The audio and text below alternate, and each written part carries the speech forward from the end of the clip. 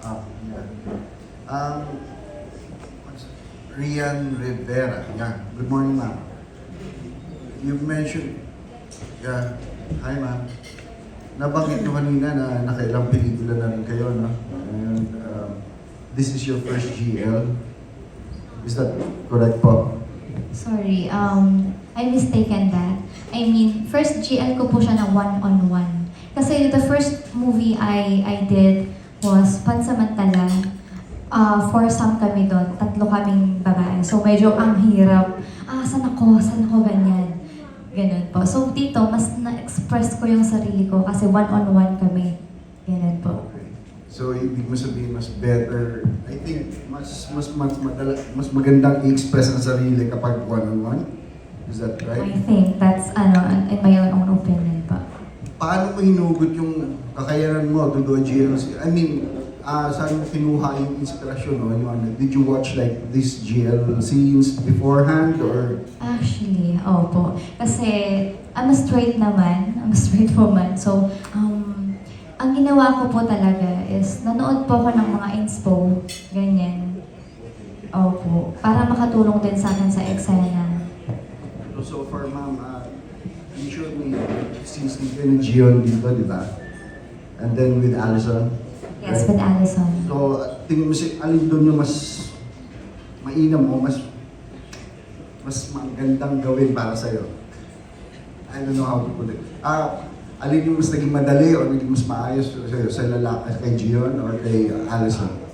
In terms of intimate scenes po? Both naman po. Opo. Wala naman po akong pinipili. Tsaka, kapag po talaga may ka-extend na kasi ako, lagi akong kumukonek sa kanila. Kasi my aim was to make it realistic. Yun po talaga yung aim ko. Ganun. So, wala naman pong sa difference for me. Pa-define lang po, last na lang po talaga. Pa-define lang yung connect. Paano yung connect? What do you mean? Parang I think of them like my partner. Ganun. Parang inisip ko, jowa ko siya this time. So, I need to boom boom bam bam like that. Opo. Mas klaro yun, boom boom bam bam. Yes po. Salamat po, ma'am. Yun lang po. Thank Good you luck so po. much. Thank you, Sir Neil. Okay po, next question po manggagaling po from Sir Jojo Panaligan from Writer PH. Thanks. Sa mga artista natin, ano ang advantage at disadvantage ng pagiging sexy star? We can start with Gion. Actually, for me, it depends on the story of the movie. Kasi parang kung sexist, I don't see that it has a disadvantage. So parang if gagawa ka ng sexy scene, something like that, when it comes to movie, mas maganda kung may story na talaga siya.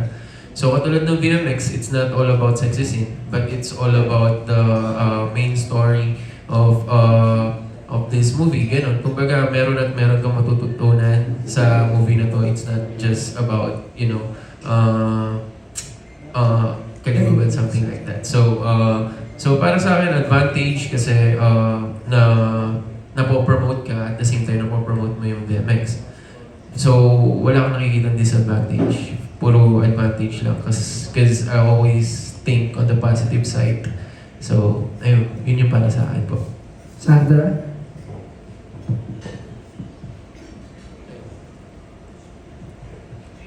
For me po, yung advantage niya is, ayun nga po, syempre mag-grow ka as an artist at maraming hahanga sa'yo, syempre.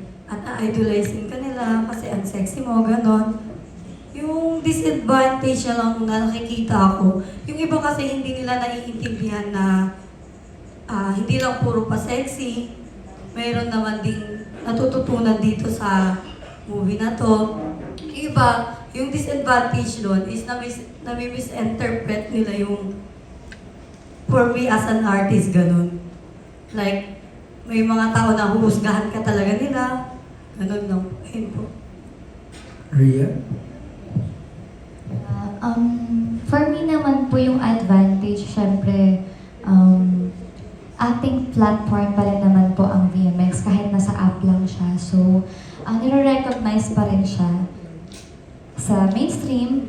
Di naman po lingid sa ating kaalaman na marami na rin pong nakatawid na sa mga BMX artists. So, it's a very good advantage po na been able to express and show our talent here. Parang training ground namin, ganun. Parang portfolio kung tawagin. So, yung disadvantage naman po, of course, and then, kagaya ng sabi ni Sandra, hindi talaga may iwasan sa mga tao na ma-misinterpret or i-judge ka talaga na, baka ganyan ka talaga. Kaya siguro ginagawa yan kasi baka, alam mo na, may iba kang side hustle. May mga ganyan na misjudge ka. But, syempre, opinion nila yun. Ang mahalaga, alam mo sa sarili mo kung ano ka talaga. At ginagawa mo lang to for your dream as a stepping stone. Yan lang po. Salamat. Yung second question ko sa inyo din tatlo, starting with Rian naman.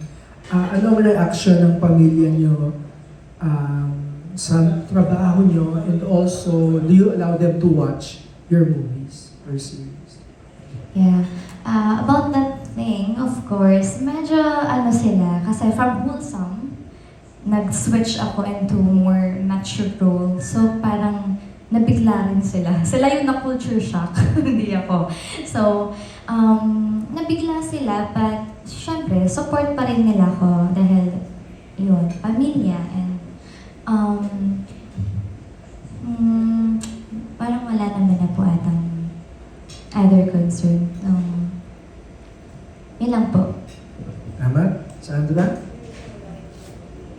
Yung family ko po is very supportive naman po sa akin. Pero hindi ko po sila inaalaw na, like my parents po, hindi ko po sila inaalaw na panoorin. Yes, may mama and papa. Hindi ko po sila inaalaw. Dahil sinabi mo mismo, huwag yung panoodin, ha? Kasi baka magulat sila. Pero yung mga sisters ko po, napanood naman na po. Anong reaction? Proud naman po sila. Minsan natatawa sila. Thank you po, yun po. Thanks. Gian? Ayun, sa akin naman, hindi ko sila inaalaw panoorin eh. Kasi, nahiya ako, something like that. Kasi they know me na very, tahimik and all stuff, something like that. So, sabi ko na lang sa kanila, just like what I said earlier na since I was young since I was young, pagiging artist na talaga gusto ko in the future. So, ayun, parang they see it as an art. So, sinusuportahan nila ako kasi they know na yun talaga yung pangarap ko. So, in-explain ko naman sa kanila na it's not all about sex scenes, but it's parang it's an art for me. So, naiintindihan naman nila. So, nagsusupport sila pero hindi nila pinapanood. Thanks. Thanks. Maraming salamat po, Sir Joe. Thank you very much. Next question po will be coming from Tita June Nardo from Marites.